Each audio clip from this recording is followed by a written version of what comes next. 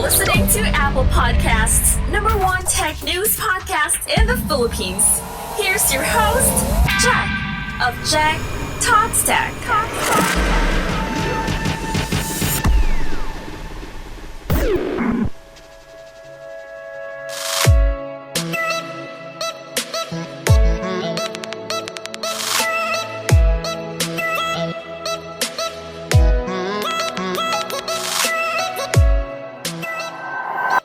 What's up, everyone? My name is Jeck, and welcome to yet another episode of Jeck Talks Tech. Whether you're listening to the podcast via Anchor, Spotify, Google Podcast, Apple Podcast, Amazon Music, or wherever you get your podcast, thank you. I appreciate it very much.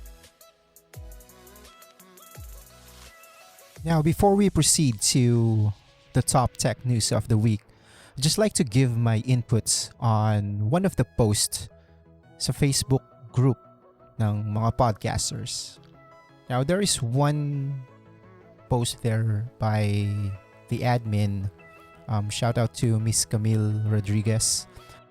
Don't get me wrong, the post it's engaging. Talks about what are your pet peeves on a podcast. Now, I've read most of the comments there are about bad audio quality, overly edited, pangit yung audio, pangit ang pagkaka-edit, podcaster doesn't sound natural, pilit na pilit. Well, the main reason as to why we're on the group is for us to learn. Not everyone has the capacity to upgrade their equipment. Not everyone has their own studio at home. Not everyone can pay or rent a studio to record their podcasts. Hindi lahat ng tao marunong mag-edit.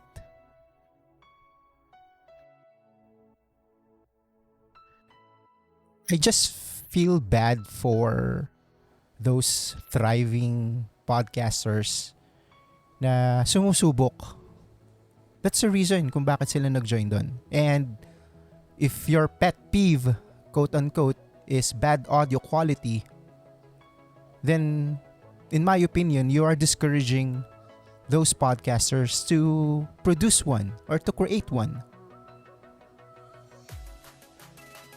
If you saw my video dun sa group, I have electric fan on my right side, TV on my left side, my wife working at the background, my two kids playing,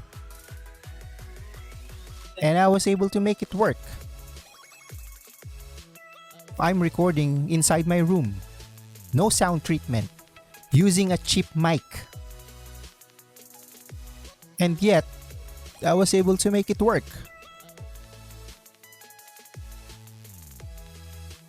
Well, if you saw my very first podcast in Facebook, it's basically a live stream.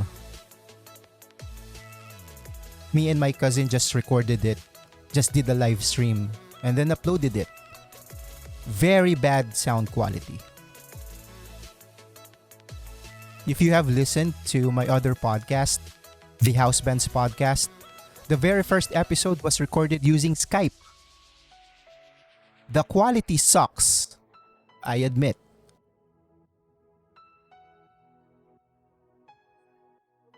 If you listen to the trailer up until episode 7 of this podcast, you'll see the improvement. Audio quality will always suck unless you are recording in a studio. unless you have a very expensive mic, a very expensive audio interface, you're good at editing. There's no perfect audio, in my opinion. There will always be a comment about that, a negative comment about that. There will always be a room for improvement. And if you're gonna say that that's your pet peeve, in my opinion, you are discouraging the podcasters, the newbies, katulad ko. Kasi I only started recording, with my friends, with my cousin. Wala kaming studio, wala kaming magandang mic. Hindi ako marunong mag-edit at that time. But we've made it work. Something to share. There's one podcast that I've listened to a couple of days ago. And for the entire episode, the audio was clipping. Sakit sa tenga. But I still listen to it. Because I support the podcaster. I want to give that podcast a listen. Because maganda yung content. And then I've sent a message to the podcaster. And then I offered, to edit the podcast so that he can re-upload. My episode 4, there's a lot of electrical noise. Wala akong magawa kasi I'm using a cheap mic.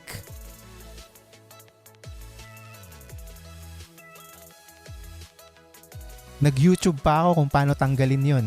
Pinag-aralan ko kung paano tanggalin. I've edited it the same day. I've remastered it on the same day and then re-uploaded it on the same day. Took me hours to do it. Yung iba, siguro walang time. Siguro hindi marunong. But they are still producing because they wanted to create an art. They wanted to express themselves. Meron pa nga akong napakinggan eh. Ganda ng setup. Kompleto. Mamahalin yung mga mics niya. Mamahalin yung audio interface niya. Pero ang pangit ng sound quality. So it means wala yun sa gamit. If you're not gonna use your equipment the right way, regardless of how much does it cost, your audio will still suck.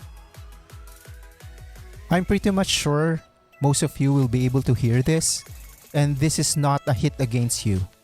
You are very much entitled to your own opinion. Just like me, I'm entitled to my own opinion. That's why I am doing this on my platform. My point is, we are a community. So we should help each other. We all have our pet peeves. Yung motor, yung kapitbahay, yung mga manok. Heck, my neighbor at least have 2 dozens worth of cats that keeps moaning every time that I press the record button. Yun, possible. But, in my opinion, don't tell someone that your pet peeve is a bad audio quality. If you don't have a podcast of your own, and the quality of your podcast is perfect, siguro yun, pwede ka nang mag-judge. Or pwede ka nang mag-complain about the others' bad editing or bad audio quality. Remember, hindi lang mga professional yung naandun sa group or makakabasa. Most of the members there, they are all starting. So it might discourage them to create more. Well, anyway, I'm just gonna put a timestamp on the description. If you don't want to listen to this rant, just skip to the timestamp. At least I was able to get it out of my chest. And oh, by the way, the intro that you've heard at the start of this podcast, it came from Amanda Marie. So thank you very much, Amanda, of Life, Honey, and Missy podcast for providing the voiceover. It was recorded using her phone. Okay, so that's now out of the way. Napahaba ata yung rant ko. Let's proceed to what you really came in for. Here are the top tech news of the week. Coalition for App Fairness versus Apple. Epic, Spotify, and others take on Apple with Coalition for App Fairness.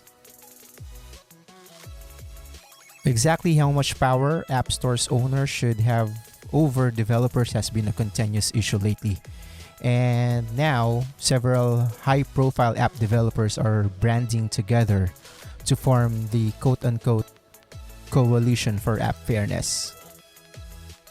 Now, the group described itself as an independent, non-profit organization founded by industry-leading companies to advocate for freedom of choice and fair competition across the app ecosystem.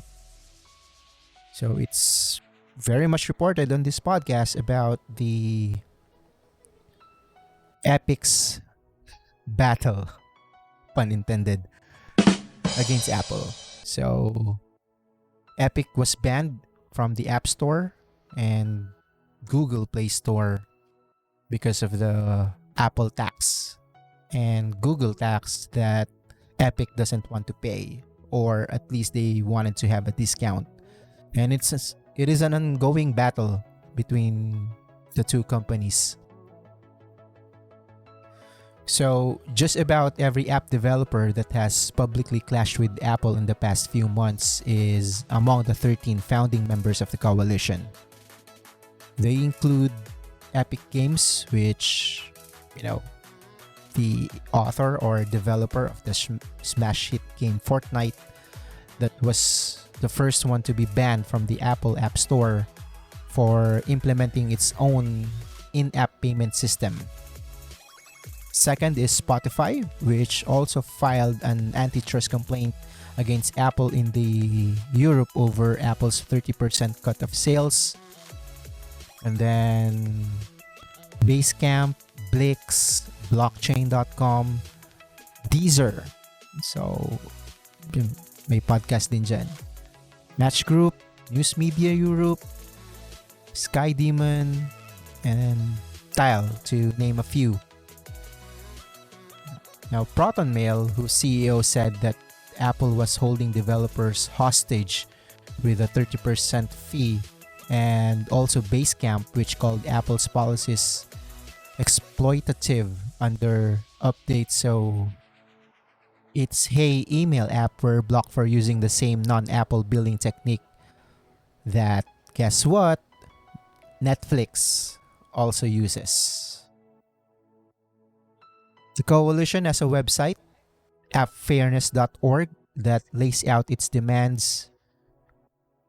Now, the website also exclusively targets Apple's App Store for the three main issues: anti-competitive policy that favor Apple's apps over competitors, the 15 to 30% fee in the App Store being too high, and Apple's ban on the competing app stores and payment methods.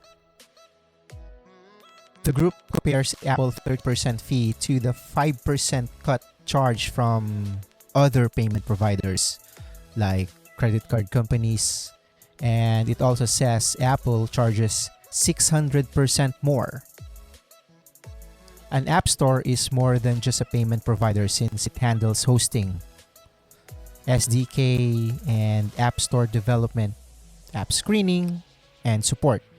But it's hard to look at Apple's $15 billion in App Store revenue and claim the company can't afford to charge less.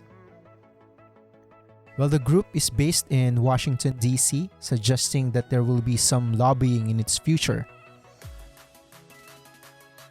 The site hints at this, saying, quote-unquote, as enforcers, regulators, and legislators around the world seek to address these important issues, we, the Coalition for App Fairness, urge them to recognize that every app developer, regardless of size or the nature of the developer's business, is entitled for fair treatments. So ayun na, nakakuha na ng kakampi si Epic Games versus Apple. Medyo madaming companies doon. Kasama si Spotify, which you can listen this podcast to. I'll make sure to link the coalition's websites on the description so that you can read more about it and what they're really battling for. Okay, let's proceed to the next news. The TikTok and WeChat ban that wasn't. So last week, I have reported on this podcast that TikTok and WeChat will be banned in the US starting last Sunday. The US Commerce Department issued an order banning Americans from downloading Chinese-owned apps, TikTok and WeChat, at the end of last week.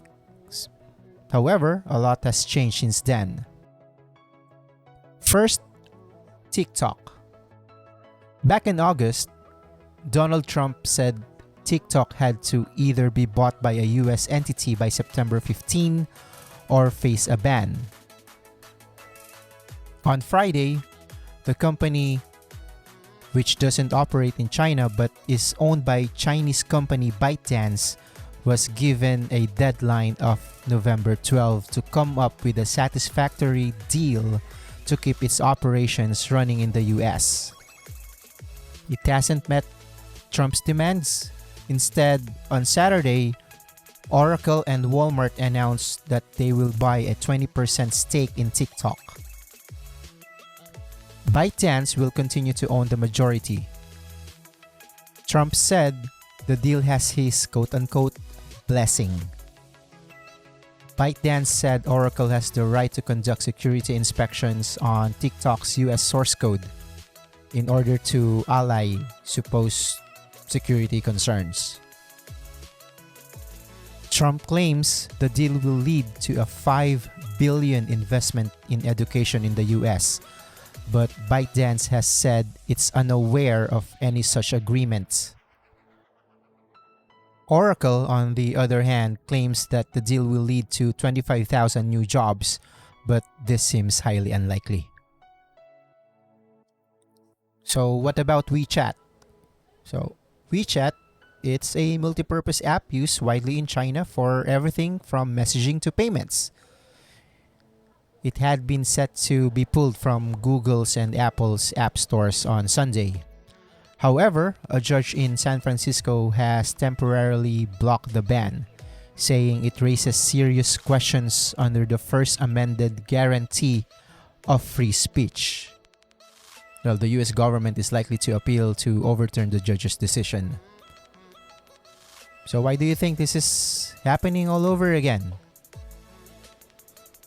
Well, both of the bans are all about national security and concerns that the Chinese Communist Party, they are using the apps to steal, the Americans' data. However, the Trump administration has repeatedly refused to provide any evidence for its claims. So, yun. According to MIT Technology Review, as of the 21st of September 2020, the ban didn't happen. They have up until the 12th of November to come up with an agreement. So tuloy-tuloy pa rin ang pag-share nyo ng mga TikToks, mga TikTokerists. Now with this back and forth decision, do you really think that TikTok and WeChat will be banned in the US permanently? Let me know your thoughts. Send me a tweet at Jeck. Let's proceed to the next news. The first ransomware death. The first death reported following a ransomware attack on a German hospital. Now, German authorities are investigating the death of a patient following a ransomware attack on a hospital in Dusseldorf. The patient, identified only as a woman who needed urgent medical care, died after being rerouted to a hospital in the city of Wuppertal, more than 30 kilometers away from the initial intended destination, the Dusseldorf University Hospital. The hospital was unable to receive her as it was in the midst of dealing with the ransomware attack that hit its network and infected more than 30 internal servers last September 10. The incident marks the first ever reported human death indirectly caused by a ransomware attack. The patient's death is currently being investigated by German authorities. If the ransomware attack and the hospital downtime are found to have been directly at fault for the woman's death, German police said it's planned to turn their investigation into a murder case. Well, according to German news outlet RTL, the ransomware gang has withdrawn its ransom demand after German police reached out. The hospital has been since received a decryption and they are restoring its system. In a tweet, the hospital blamed the ransomware infection on a vulnerability in a widely used commercial software. Now, in a subsequent tweet, the same official said that they have notified the German authorities, such as the German Cybersecurity Agency (BSI), who are responsible for issuing appropriate security warnings. The Associated Press also reported today that the entire ransomware attack on the hospital's network appears to have been an accident. With a ransomware note being addressed to the local university, not the hospital, which was only a part of the larger network. So, ayun na. Meron ng first casualty ang ransomware because of these hackers. A couple of days ago, I was talking to my kids and told them not to download malicious softwares or any software dun sa mga laptops na ginagamit nila. It's because there is a new ransomware attack that I've read. I'm gonna link it on the description. It is targeting the online schools and, students and teachers. What ransomware is that the attacker will change the file description or file extensions of your files so that it will be hidden. And the only way to retrieve your files is by paying a ransom. That's why it's called a ransomware. Based on what I've heard, the ransom price is $950. Kayo nang bahalang mag-convert. So imagine if you have a project and you've got some ransomware on your system. Yung pinaghirapan mo, wala na. And in order for you to retrieve it, you need to pay. And it's not a guarantee that the attackers will return the files that they have corrupted or encrypted. So ingat tayo ng mga dina-download natin. Make sure that your Security is always up to date. Especially nag-a-update din ng mga viruses, yung mga attackers. So always ensure the safety of your internet. Don't go to malicious websites. Pag nakita nyo na it's not safe, probably it's not safe. So stay away from those websites. Let's proceed to the next news. Luna, Amazon's bet on game streaming, is all about channel subscriptions. So Amazon, they are entering to the cloud gaming arena with a twist. The company unveiled their new game streaming services dubbed as Luna. Early access to the service will launch to a small group of people in the coming weeks. So, on its surface, Luna is similar to Google Stadia. So, consumers will be able to play on their PCs, mobile devices, and TVs, or in Stadia's case, Google Chromecast, with the games being streamed directly from the cloud, so meaning it's over the internet, not in your local machine. So, Amazon will also sell a dedicated game controller that is supposed to cut down on cloud gaming latency. Meron pala nun. Or pwede pala yun. We'll never know. We'll see. A major difference between Luna and other existing cloud gaming services, however, is Amazon's business model.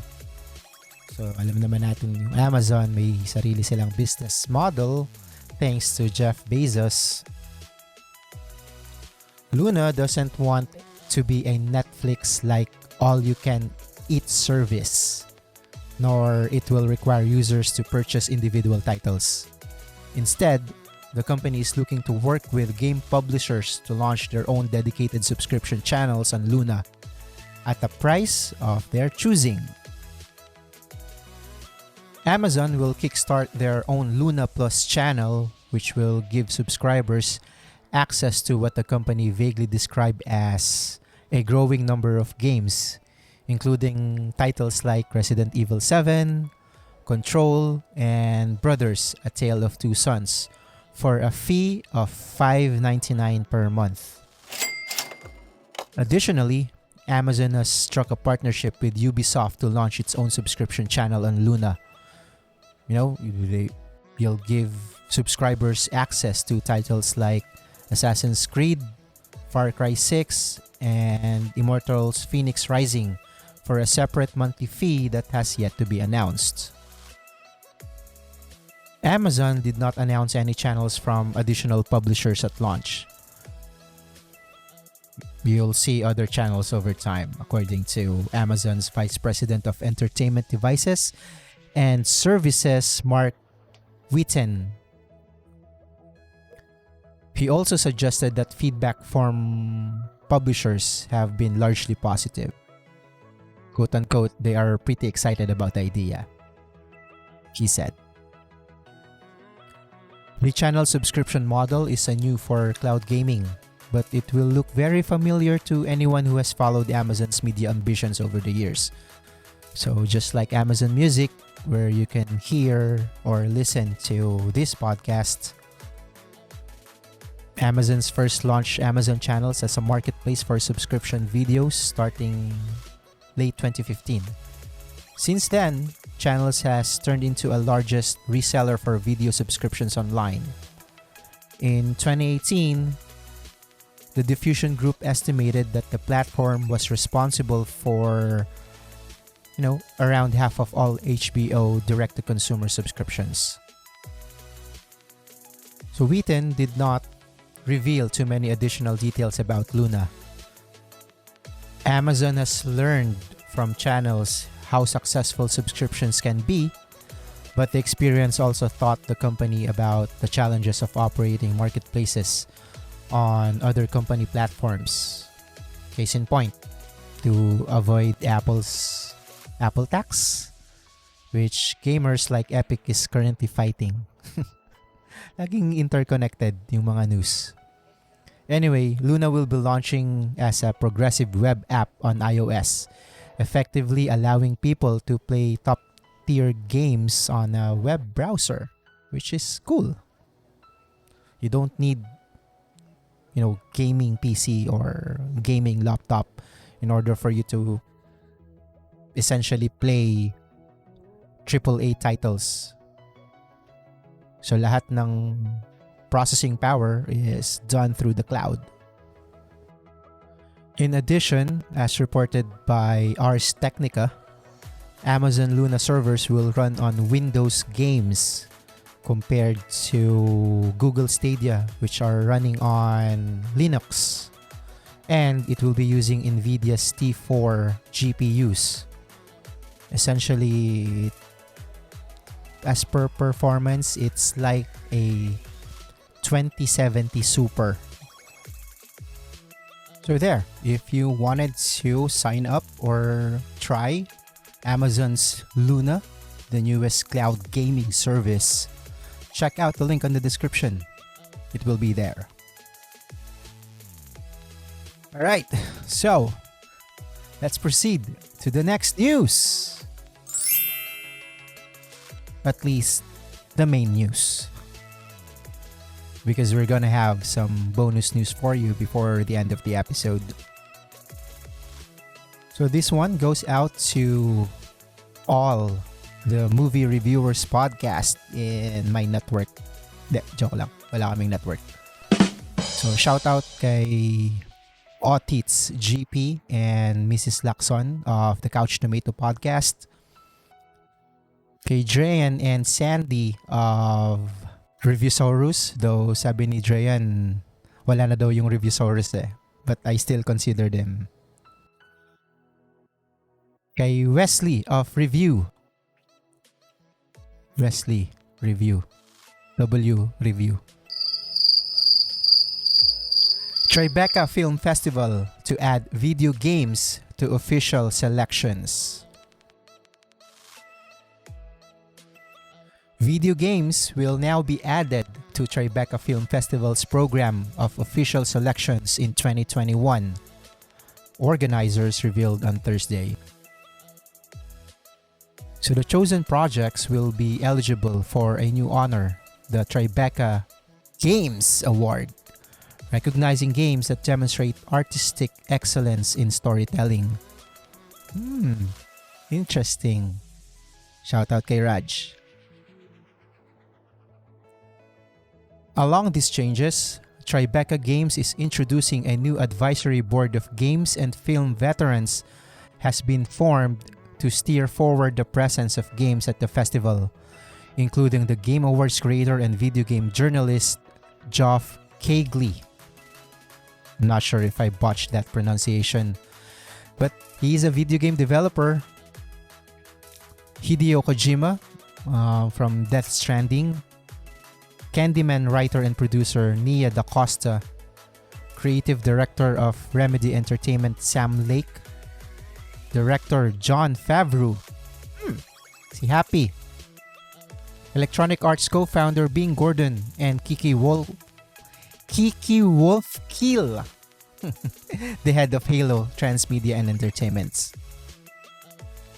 Speaking to what prompted this expansion in the gaming space, Tribeca Film Festival co-founder and CEO Jane Rosenthal tells The Hollywood Reporter, Tribeca has been always served to bring artists and diverse audiences together to celebrate storytelling in its all forms.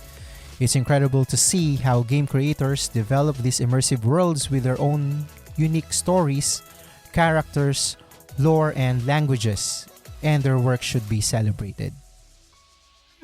Oo nga naman. Especially those games na focusing on the storytelling, yung mga one-player games na hindi na uso ngayon.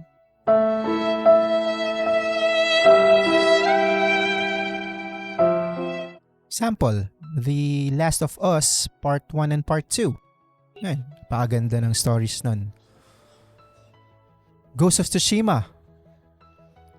Yan, trending yan. Kasi yun na yata yung peak graphics performance ng PS4.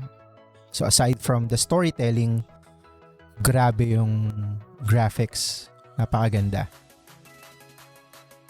She goes on to say, as a filmmaker and storyteller, I've always had an interest on how creators can push the boundaries of storytelling on all these different platforms.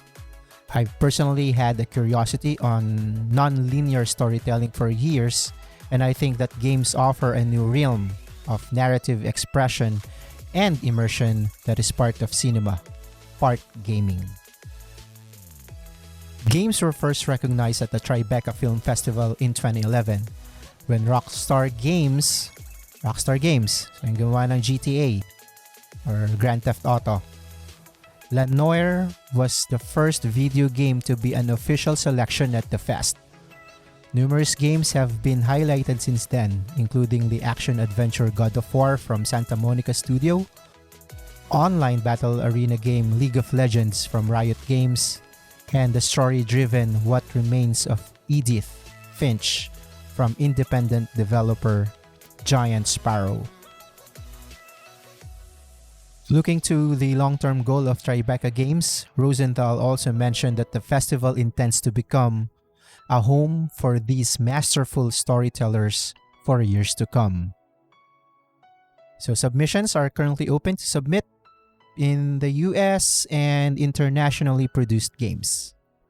So ito na yung crossover ng gamers and cinephiles. So Tribeca Film Festival is recognizing again video games, and it's now part of the official selections starting 2021 and hopefully moving forward, because napakadaming magagaling na video game developers that needs to be recognized not just by the gaming community or developer community, but in my opinion, napakaganda ng mga stories ng mga games ngayon, especially mga well-written first-person games, or not even first-person. Yun nga, kaya yung mga sample kanina, The Last of Us, napakaganda, para kang nanonood ng horror movie.